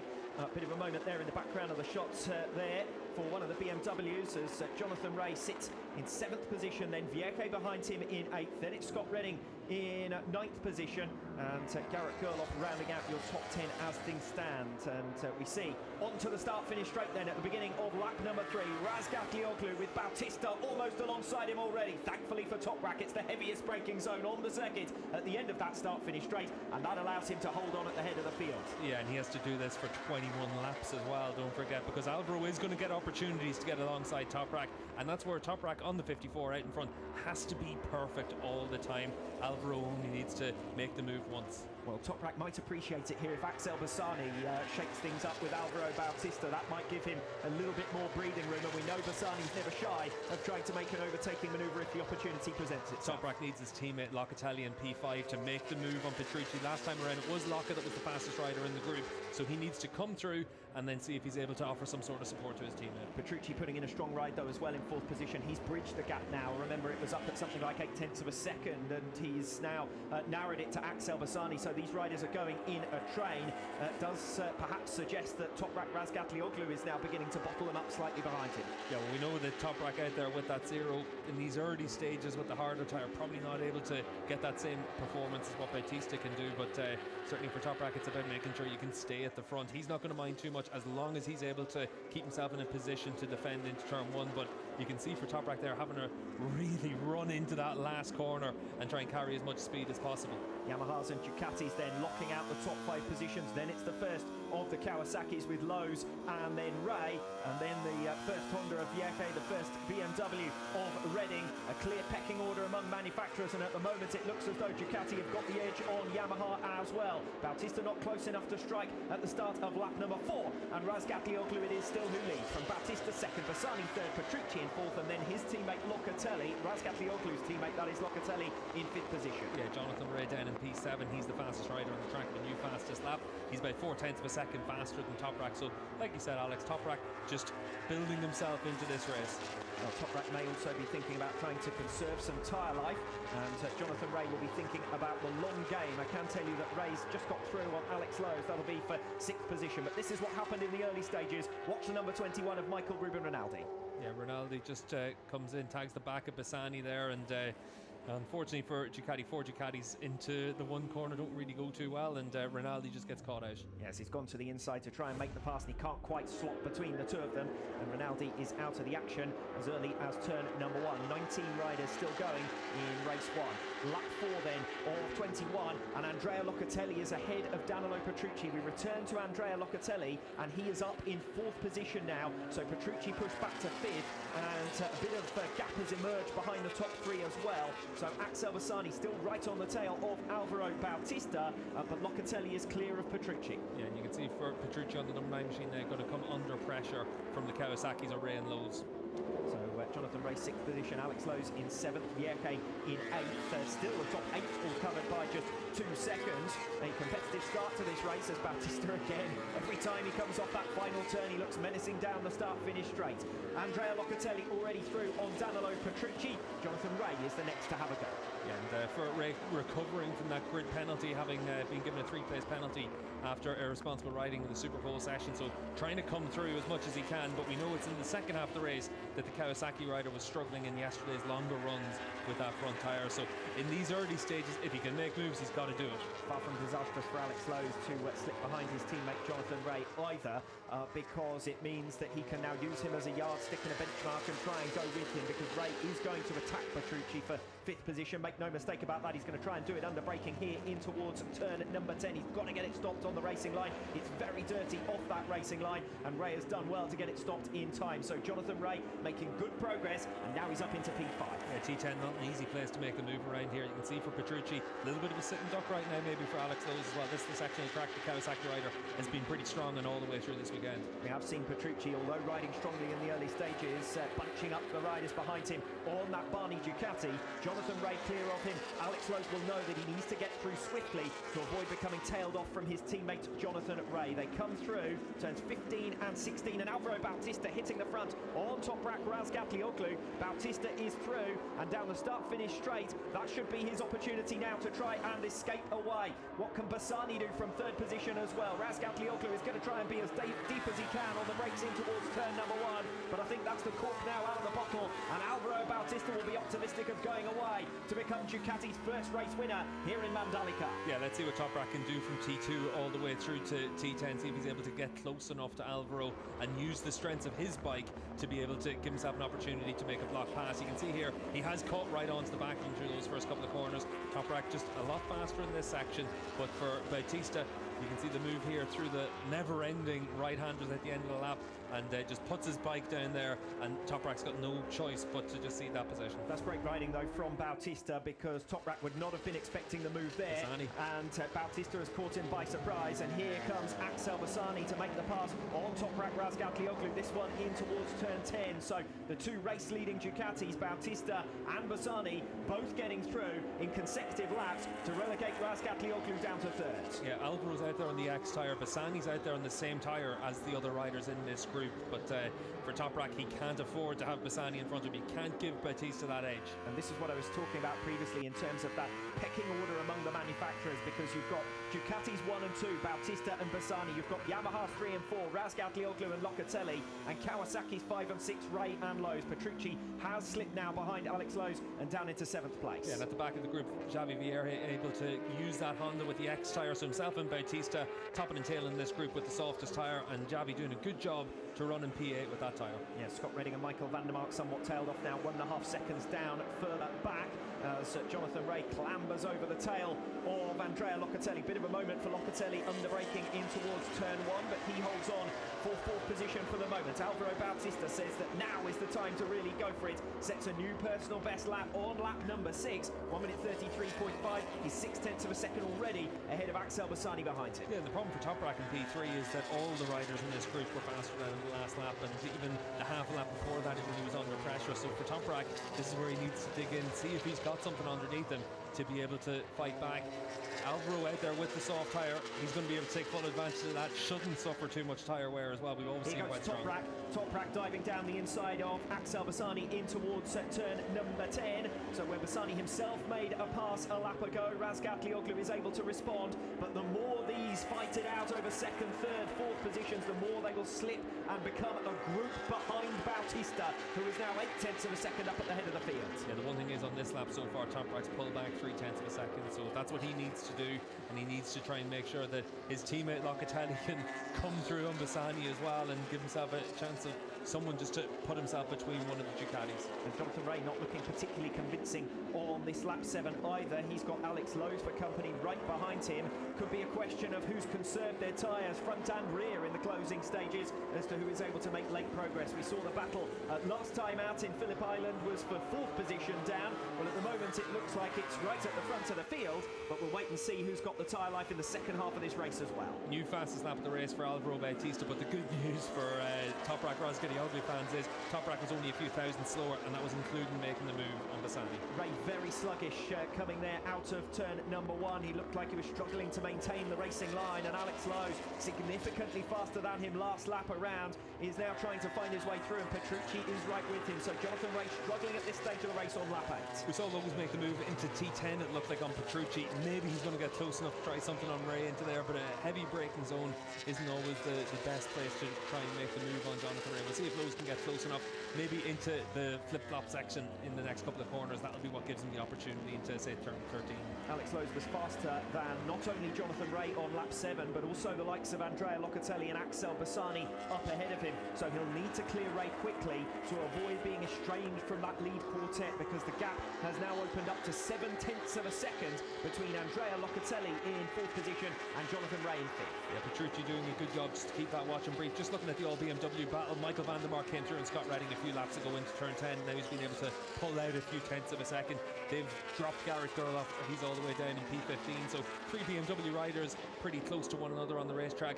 As the race progresses, it's going to be a case of who's managing that tyre better than any of the others. You can see Scott Redding with a big mistake there through the last corner and runs that little bit wide, but it's such a narrow line that it punishes that mistake. Lap 8 and another new fastest lap of the race from Alvaro Bautista, a 1 minute 32.975. So he's running in the 1 minute 32 now. Bautista almost a second clear of Toprak Razgatlioglu at the head of the field. 3 tenths then to Bassani, 4 tenths to Locatelli.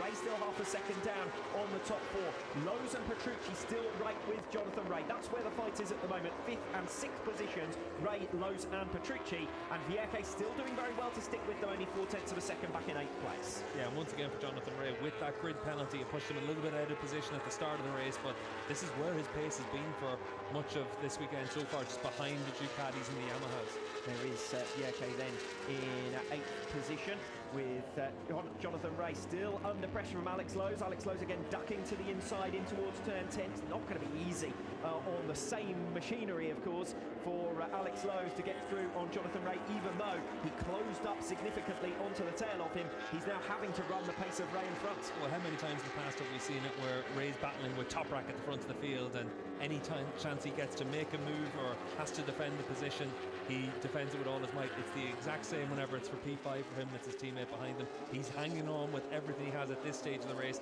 and then you wait and see if the conditions change a little bit, if it comes back to you a little bit as everyone else's tyre starts to drop. But as it is right now, similar to what we saw in free practice yesterday, Ray just struggling after 8-9 laps on the tyre. Now this is purely racecraft now that's keeping Jonathan Ray in 5th position, because Alex Lowes is faster than him and Danilo Petrucci is right with him as well, just waiting for a slip up from the 2 KRT men up ahead. We come in towards lap number 10. Worth mentioning, Axel Bassani looks to have dropped a little off the tail now of Toprak Razgatlioglu, so a gap that was only 0.2 of a second is now up at over half a second, and that's bringing Andrea Locatelli back into play for a podium place. It is worth saying as well, only last time around, only Toprak was actually faster than the Kawasaki riders, so even though they're having that bit of a scrap, even though it doesn't look too comfortable out there, their pace is still pretty good in the 33s. Toprak was faster than Bautista as well, which means that he's able to close 1.5 tenths of a second. The gap is back down below 8 tenths. Remember, it was up at over a second, so Razgatlioglu hasn't given up just yet as we watch the fights for 3rd and 5th positions, and Alex Lowes is now alongside Jonathan Ray in towards turn 10.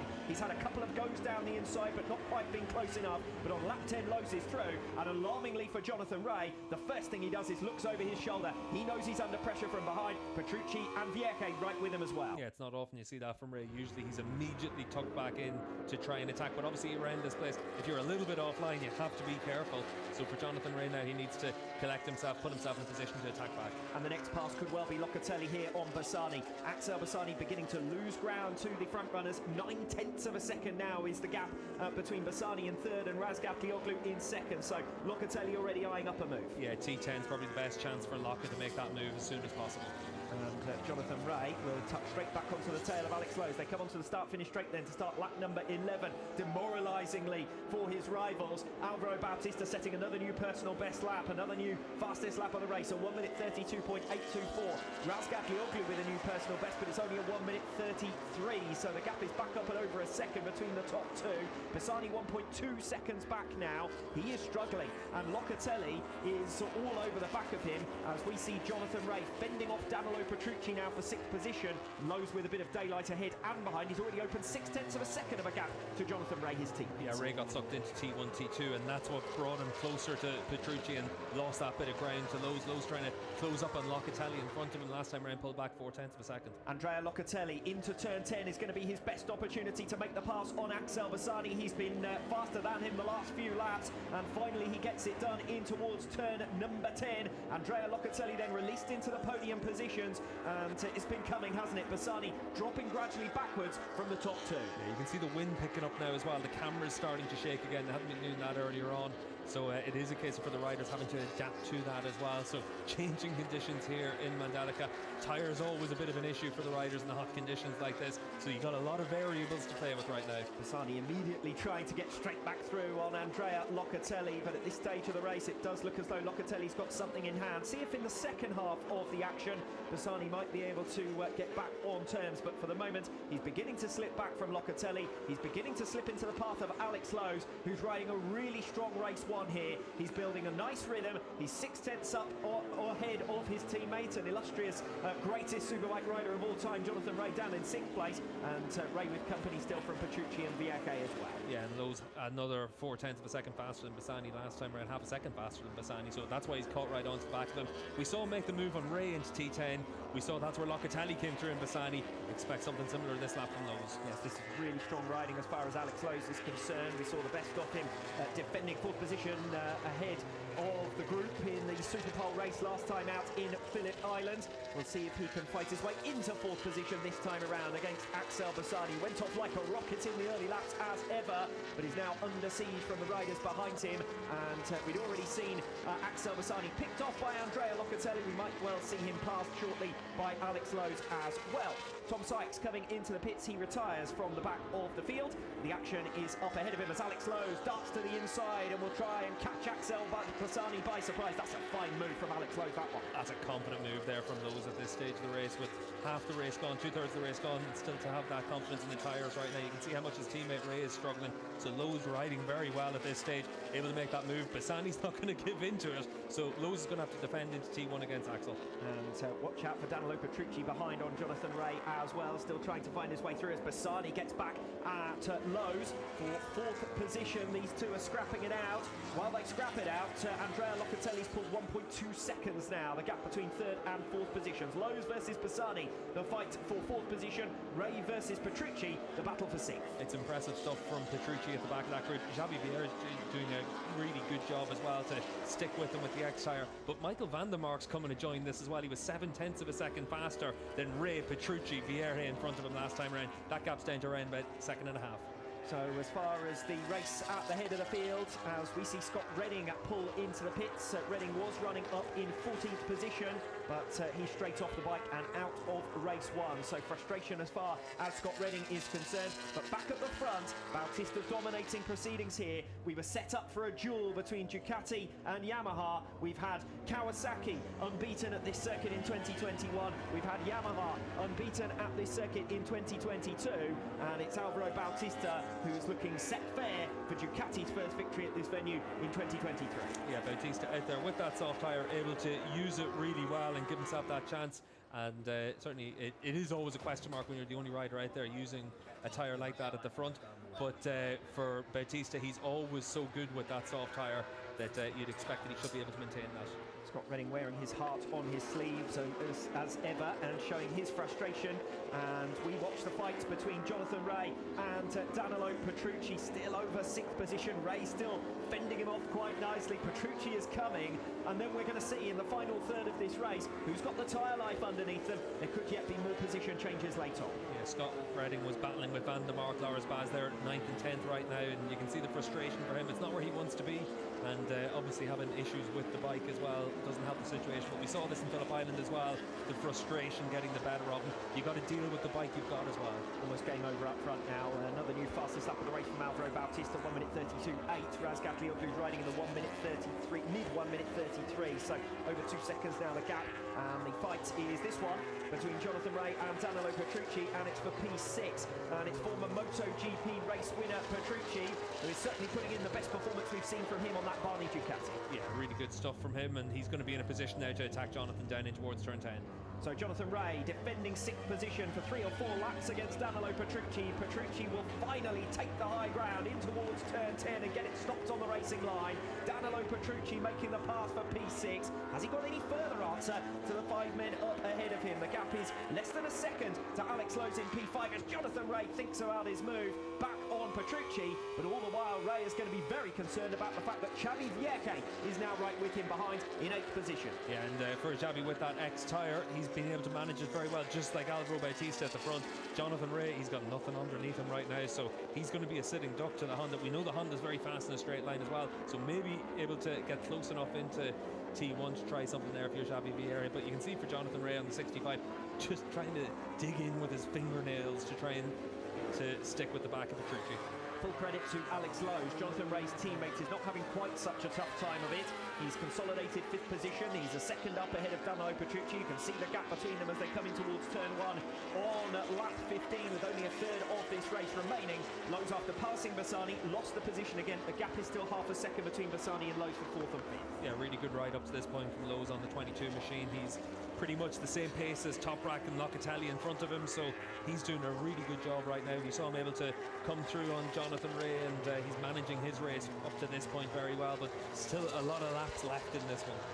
Well, we are seeing the closest fight on the track at the moment, and it is between Jonathan Rea as well as Danilo Petrucci in front of him and Xavi Vierque behind him. That's where the action is, because Bautista is 2.8 seconds ahead of Razgat Lioglu. Locatelli 1.6 seconds further back, Bassani 1.5, then a gap of 0.4 to Alex Lowes, and I can tell you that Xavi Vierque has now got through on Jonathan Rea as well. So a change of position for 7th, Petrucci, Vierque and Rea, now your pecking order.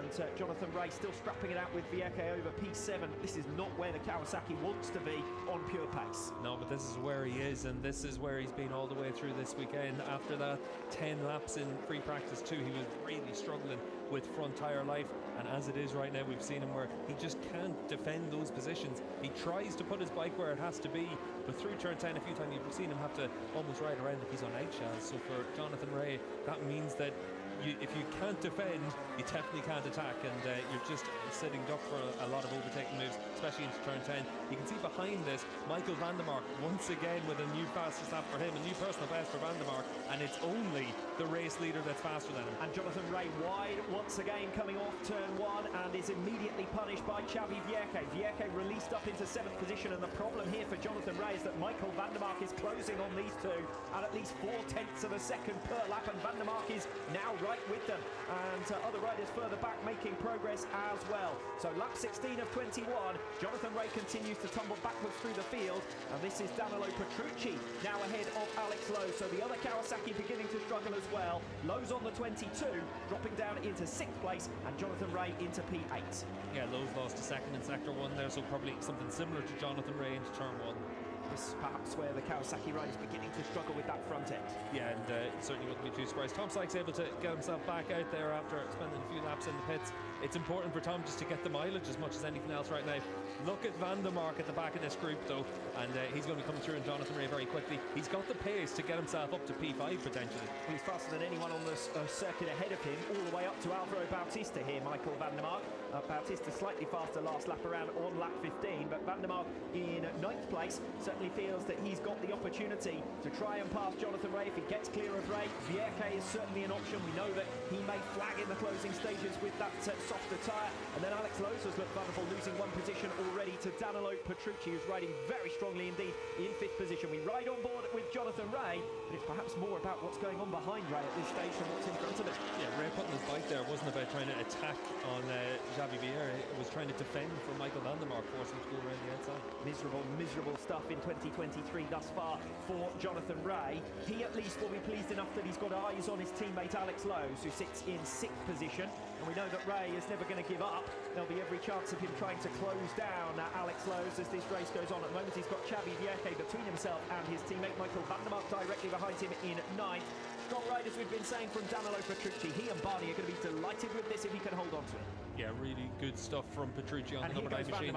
Sorry, Steve, but Michael van der Mark launches his attack down the inside of Jonathan Rea in towards turn 10. It was a move that was always going to happen. Rea's going to try and answer back, but this looks like a matter of time. The two clash, and a little bit of damage might have been done to Michael van der Mark there. Jonathan Rea apologising for that. I don't think that was his intention, the two colliding. Well, his intention was to get in the way of van der Mark there, and he did that, but he's cost them both a lot of time. And when you don't have the bike underneath you, you're a wounded animal. He's cost van der Mark the chance of getting himself up into P5.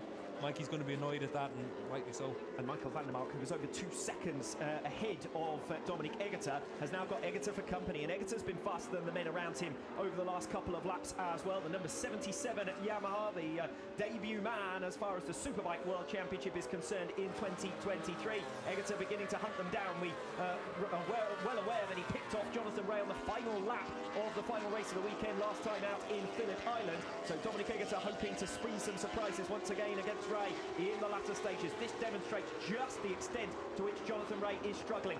Watch out for the battle for 6th. That's where we're likely to have a pass now. Xavi Vierge clawing all over the tail of Alex Lowes. So while Rea looks under pressure from van der Mark, Lowes too is under attack from Xavi Vierge. Yeah, and Petrucci with a new personal best last time around. So the Ducati working its tyres really well. You can see here for Xavi Vierge on the X tyre, he's going to come through on Lowes pretty soon as well. 3.5 laps to defend for Alex Lowes. T10's been the favourite opportunity.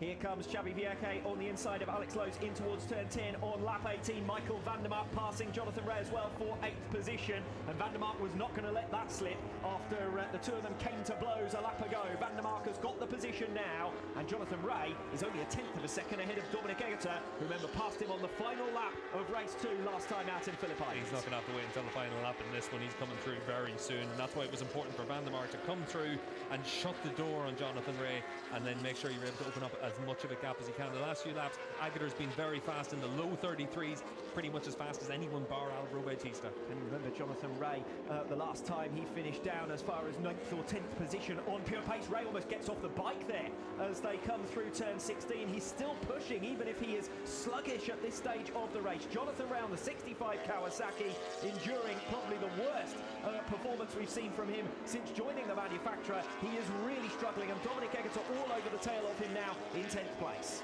Yeah, Dommy doing a good job, and once again in the 33s, 7/10 faster than Rea last time around. That's why he latched onto the back of him. He's going to come through quickly. You'd imagine into T10 once again, and then he needs to try and get himself onto the back of van der Mark with 2.5 laps to go. Well, Baz in the background was a second faster than Jonathan Rea last lap around, and he's only 1.5 seconds down on Rea on lap 19. There's a chance that Rea could end up outside of the top 10 positions altogether. This is turning into a disaster for him. Alex Lowes, since being passed by Xavi Vierge, has managed to consolidate that 7th position, but Michael van der Mark is really beginning to hunt him down. Petrucci now isolated in 5th position. Here goes Egerter on Jonathan Rea. Well, he left it till the last lap to pass him in Phillip Island. He's going to pass him on lap 19 here, but he gets out onto the curb, and Jonathan Rea is able to swiftly respond. Look at van der Mark, though, once again. He's just jumped onto the back of that group in front, and maybe for Xavi Vierge now with that X tyre, maybe suffering a little bit, so van der Mark still got a chance of the P6 here.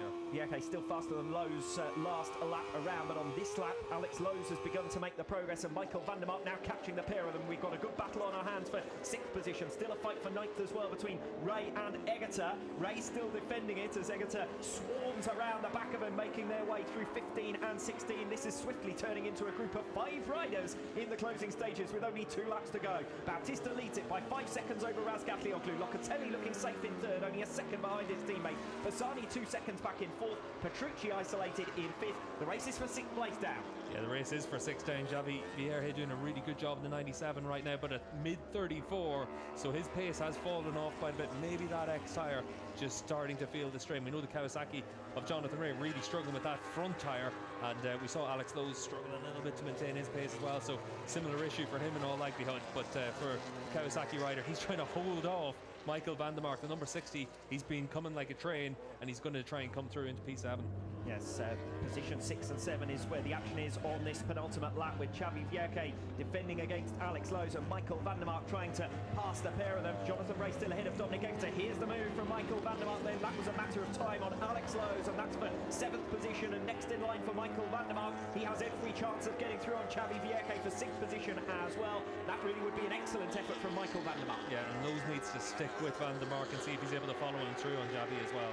Yes, Lowes has been stuck behind Vierge for some laps now since losing the position to the number 97 Honda. It is Vierge who holds that position, but he's offline somewhat there, and Michael van der Mark looking menacing on his tail, using every inch of the circuit. Alex Lowes trying to stick with him. Lowes is now only 1 position ahead of Jonathan Rea, who's only 0.4 of a second back. Here goes van der Mark, so much more confidence to run that tighter line through 15 and 16, and van der Mark moves clear now into 6th place, Vierge into 7th, and Jonathan Rea menacing on the tail of Alex Lowes on this final lap. Teammate on teammate battle for KRT pride. What little pride there is for KRT in what has been a miserable race for them. Rea already moving to the inside of Alex Lowes in towards turn number 1, wasting no time on the final lap to duff up his teammate, and the pair of them now will be passed by Dominic Egerter, and that shows you what Jonathan Rea's target was in this race. Make sure he beats his teammate. He's not going to gain a position through that move because Dominic Egerter's got through on him for 8th position, and once again Egerter making progress on the final lap at Rea's expense. Yeah, and Lowes needs to get as close as he can to try and attack into T10, but you can see for Rea, we saw it with van der Mark, we've seen it there with that move there as well. All he's thinking about is the rider in front of him, and he's just trying to hold on to anything he can. Lowes needs to get himself close enough here to try and attack into 10. I don't think that move's going to go down too well back in the KRT pit boxes after this race, because Jonathan Rea was excessively ambitious there in towards turn number 1, and he must have known that he was going to impede his teammate Alex Lowes, and it's cost both of them a position. Well, Alex Lowes loses 2, of course, down from 8th into 10th place. Lowes may well attempt to recover here in the closing stages. The gap is nothing between the two of them. Back to the front of the field because Bautista is making his way through the final 2 turns. It is going to be Alvaro Bautista home to win it once again. Razgat Dioglu 5 seconds down the road. The domination continues in 2023. Unbeaten this season so far. Alvaro Bautista takes his and first Ducati victory here in Mandalika. Toprak Razgatlioglu is beaten for the first time here since 2021. Andrea Locatelli is home for 3rd, another podium for him, and the race to the line between the 2 KRT men for 9th position. Jonathan Rea just about holds on ahead of Alex Lowes, and I think a few words might be said between the two of them after that checkered flag. Full credit though to Michael van der Mark as well. New personal best lap on the final lap, a 1 minute 33 flat, and pulling well clear of Xavi Vierge for a hard-earned 6th position. Great racing through the field as always. Yeah, and certainly all the way down the field, they'll know that tomorrow they're going to have to try something a bit different. The X tyre we saw work for Alvaro Bautista. Xavi Vierge was able to make it work from 13th on the grid to come away with a 7th place finish as well. So there are going to be some riders that are going to roll the dice on the X tomorrow, but I've got to say, a super impressive performance from Michael van der Mark. On the last lap, he set his personal best, was only a few tenths of a second off Alvaro Bautista's new lap record, and that was coming through the field. So for van der Mark and the BMW, that's a very impressive ride. And very impressive again from Bautista. We've come to expect it by this stage, but if they can't beat him at a circuit like this here in Mandalika, they're going to be wishing that every race could be staged at Donington Park, because apart from that, it's difficult to imagine how anyone's going to be able to hunt him down. There's a few teams here with a lot of head scratching to do. Yeah, the X tyre does help a lot though as well, and the one thing for Bautista is you've still got to make it work. He made the choice that was perfect for him. Same for Xavi Vierge. When you look further down the field, Vierge, his teammate, Iker Lecuona, he's 12th, and he's 3 or 4 seconds down the road from him, so it worked for Vierge, not quite as well for his teammate Lecuona. So you do have to make it work with the bike that's underneath you, and I think that's what this man Danilo Petrucci did as well. He made a good start to the race, took advantage of everything happening around him, and then was able to come away with a top 5 finish. Yeah, what a brilliant performance that was from Petrucci. Had to defend places in the early stages when it didn't look as though he really had the pace, but later on he built himself into the action, and as those Kawasaki's around him began to struggle, Petrucci coming away with 5th position. Lonely race in the end for him, actually. Even lonelier for Axel Bassani. Once he'd been passed by Andrea Locatelli, he could make no further progress from 4th position. But it's another race with a good few Ducatis up in those top 5 places. This was supposed to be a Yamaha track, but they've walked away with 2nd and 3rd in race 1, and best of the rest behind Bautista might have been just about the best they could expect by the end. Yeah, and certainly was 5 seconds the winning margin, and you'd have to think that for Ducati, for Alvaro Bautista, this one's going to mean a lot, because they knew how strong Toprak and Yamaha were expecting this weekend in Lombok to be, and pole position for Toprak once again. But when you're into the race conditions, it's not always about the ultimate pace you have. You've got to be able to maintain that track position. When the Ducati gets track position, it's harder for everyone else to make the moves on it than it is for the Ducati to be able to take advantage of its strengths. Obviously the X tyre becomes more widely available in the sense that it's that much easier to use over the course of a 10-lap distance for the Superpole race tomorrow morning. But what about race 2? Is it a question of just throwing the X tyre at it if you're one of those who didn't try it and just hope that it's going to make the difference for you against Bautista, or does that then risk losing further positions to other riders around you? Yeah, it's one of those situations where you just have to, there's no right answer really for them whenever you're up against the force of Ducati right now and Alvaro Bautista, so everyone else has to try and react to it.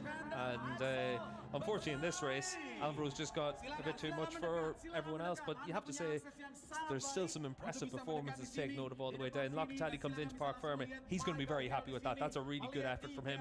Bassani beats Petrucci, that's what his target is as well, to be the 2nd best Ducati home as often as you can, leading independent rider. And then, as I said earlier, the likes of Van der Mark with a really impressive ride all the way through. Honda's been nowhere over the course of this weekend. Javi Vieira comes around with a 7th place finish. And that's where you fancy that tyre choice has certainly played its part there. But Alvaro Bautista is the man who has done it once again, and still unbeaten in 2023. It reminds us of 2019, only this time we remember what he did last year and how he was able to maintain his consistency and keep his cool and keep his head over the course of an entire season. So Bautista is going to take some catching, that's for sure, as Toprak Razgatlioglu at the circuit that was supposed to really support him most, the venue where he was able to win 3 races last season, could only come home in 2nd and almost 5 seconds adrift of Bautista at the head of the field. Andrea Locatelli, back-to-back podiums for him, and a fine performance from him, his 2nd Mandalika podium. He'll be pleased about that. This is what it does in the championship standings. Well, Toprak Razgatlioglu climbs up to 3rd because it was a miserable race 1 for Jonathan Rea, down in 9th position. Toprak Razgatlioglu then on 43 points. His teammate Andrea Locatelli still 7 ahead of him in 2nd overall. Axel Bassani now on the same score as Jonathan Rea. Disappointment and misfortune, Steve, for Michael Ruben Rinaldi, the retirement on the first turn. Yeah, just into T1 you saw just how it just condenses into there, and for Rinaldi from the 2nd row of the grid, just gets caught out, tags the back of Bassani, so it's lucky that only one Ducati went out in that, but typically it is the rider that's behind that comes off worse, and it certainly wasn't this case for Rinaldi. But it's a shame for him because he's been so strong all the way through this weekend and needed to come away with a good result once again, but for Rinaldi, no luck at this stage. Top independent Axel Bassani, 4th position for him, and 2.7 seconds ahead of Danilo Petrucci at the checkered flag as well. Bassani might feel that he had a chance at a podium here today, but Andrea Locatelli getting through swiftly on him, and actually Bassani doing well to dig in and then hold on to that 4th place. Yeah, Axel did a really good job, did what he has to do, and the goal for him is to have as many top 5s as possible, come away with as many podiums as you can through the course of the season, and always make sure that you're the rider that Ducati look to next on the timesheet. If you're able to come in and beat Rinaldi as often as you can, that's what the goal is. And for Bassani, it's all about trying to make sure he's in a position to get a factory seat for next season. Yes, and at the moment, matching Jonathan Rea for points for the opening 4 races of the campaign. Now, admittedly, there's machine strengths to be taken into account on that, and a miserable race as far as KRT were concerned, and I think that last lap scrap between them, and you saw almost the desperation you'd have to term it for Jonathan Rea to at least finish as top Kawasaki, even if it was only going to be for 9th place. Yeah, and that's what you saw from Rea all the way through that race. When Van der Mark comes through, through, all he's thinking about is trying to stay in front, and that's fair enough. It's a race you're in, but with, I think it was 5 laps to go at that stage, you're not going to hold off on the mark. It's about trying to make sure that you're able to make as much progress as possible, stay in front of as many people as possible, and when you cost yourself a second like that, it brings the group behind closer, and that's what happened with Tommy Agutter. And strong ride from Agutter to come through on Ray and Lowe's as they got crossed up and mixed up in turn number 1, but also strong ride in the latter stages from Michael van der Mark. He'll be justifiably pleased with 6th position there, and particularly setting a new personal best lap on the final lap. He'd certainly kept enough tyre in reserve. Yeah, and that's a best lap for van der Mark that's only within a couple of tenths of a second of the lap record, so that's really positive for him and for BMW. We had a coffee with him this morning in the hotel, and he was really optimistic about the project going forward, saying that the BMW does a lot of things really well. It just needs to make a small step in those areas, and then it can be right there. This is a really strong effort from van der Mark, and it's a continuation of what we saw in Phillip Island from him as well, where he's comfortably ahead of the other BMW riders. He's 4 seconds up the road from Loris Baz. Obviously his teammate Redding retired from the race, but van der Mark was in front of him at the time. Well, let's hear from our podium trio then. A second podium here in Mandalika for this man, Andrea Locatelli. His 8th podium in the Superbike World Championship and his 2nd in succession. Andrea, another podium for yourself, and you continue your superb start to the season. Yeah, we do another incredible job today. Unfortunately, it was really difficult the first part of the race. I lose some position on the start, but anyway, I think we're working well during the weekend. We were stronger on the qualify. We finished in the podium again, so I think also Yamaha working always in a good way and giving me a really good bike. So this is the result, and we need to try to continue to work to try to close the gap and try to fight for the winning. Congratulations. Thank you. Congratulations. Andrea Locatelli then taking 3rd position in race 1, having to get through on Axel Bassani for it. Unfortunately for him, sluggish start off the line, and that left him with too much ground to recover by comparison to teammate Razgat Lioglu. Yeah, but obviously up against Toprak, it's always tough to beat him in any situation. And for Locke, as long as you're getting the podiums and you're picking up those big points and bonuses, it's a good start to the weekend. And for Locke, 2nd on the grid, did what he had to do in the Super Pole session and backed it up in this one. Now it's all about the Super Pole race. Give yourself a good grid position for race 2 tomorrow afternoon. Well, this is clearly a venue that Yamaha enjoy. As said previously, it's been their best performing venue. It was last season in 2022. And the Yamahas have gone well here in race 1. It's just that they haven't gone quite as well as Alvaro Bautista. Yeah, exactly. The one thing that's positive for a lot of people in this race, though, when they look back at it, is how many overtaking moves there were. The previous times we've come to Indonesia, it's been difficult to make moves. You've had to really put yourself on a limit to be able to do that. Here we actually saw almost every lap a change in position in that second group, and that gives you a lot of hope to at least be able to make progress when you're in the Super Pole race from that 3rd, 4th row in the grid. So there is going to be opportunities tomorrow morning for riders to come through.